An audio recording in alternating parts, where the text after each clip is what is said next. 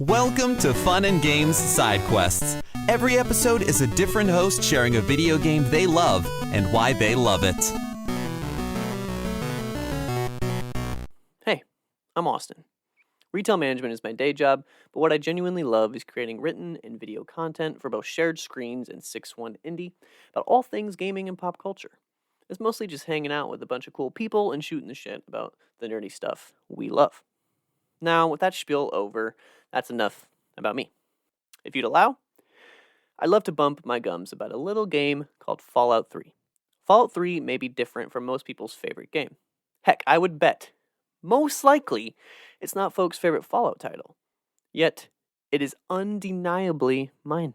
To start, video games today still try to replicate that moment. You know what I'm talking about. Exiting the vault. Leaving Fallout 3's introduction in Vault 101 and entering the barren yet hopeful destruction of the Capital Wasteland is undefeated in gaming. Undefeated. I said it.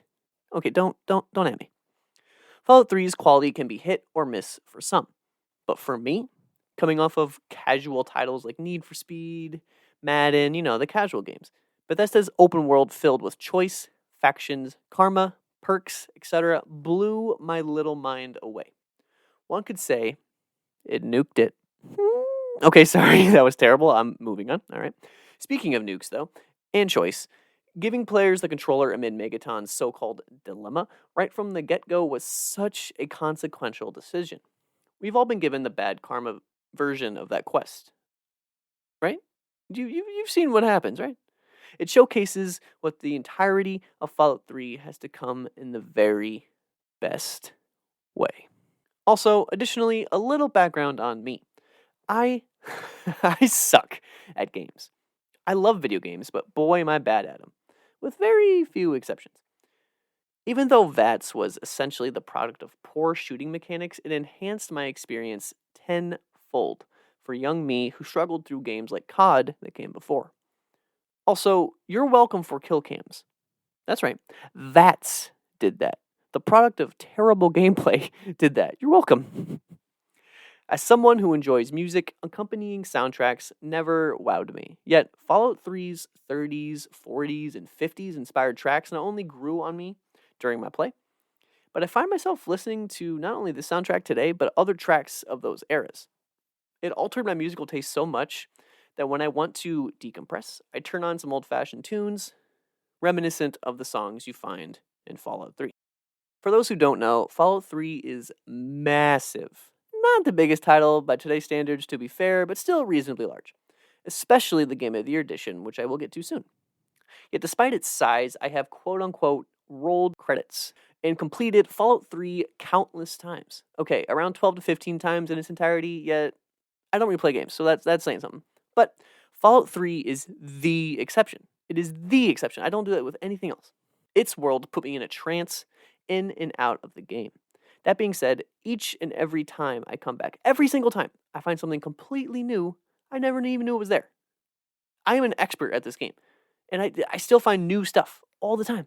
The fun always delivers new experiences.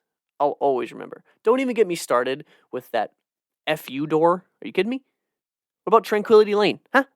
Those are great moments I will never forget. Never. Always be in my noodle there. Speaking of experiences you'll never forget, Fallout 3 Game of the Year's DLC is GOATed. I said it. That's right.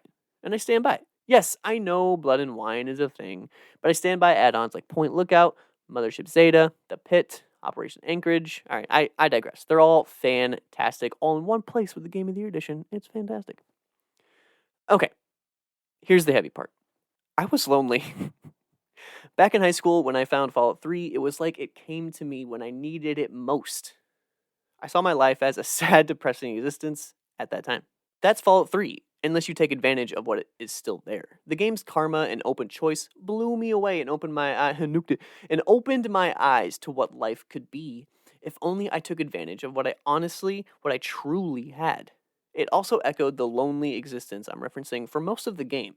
You are traveling in the aftermath of total atomic annihilation entirely alone. Yeah, there are companions, but you get my point. You were literally coined the lone wanderer. which is really dope, but man, it's lonely. It's a lonely title. Fallout 3, it was the therapeutic thing for me, in a way I can never wholly convey. But I know that it fostered not only a love for games, but a change in me that has persisted to this day. Things can get rough, but relying on yourself is the only surefire thing you'll ever have. I trudged on through the rest of high school thanks to a new positive outlook, and hey, I'm still here. I somehow gained this from a dark and depressing game like Fallout 3.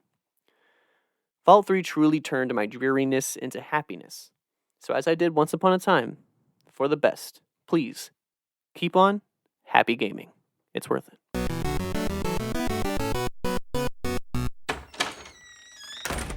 Hey, Oh, hey, Jeff. what's going on, guys? Oh, talking about Superman. Oh, cool. I could talk about Superman. I could talk some more about Superman. We know. I'll bet a few people would want to get in on this. I'm down. You know it. That sounds like fun. I'll do it. Cool, let's do it. We can call the show Men of Steel. And you can find it at certainpov.com. Or wherever you get your podcasts. Yay. CPOV. certainpov.com.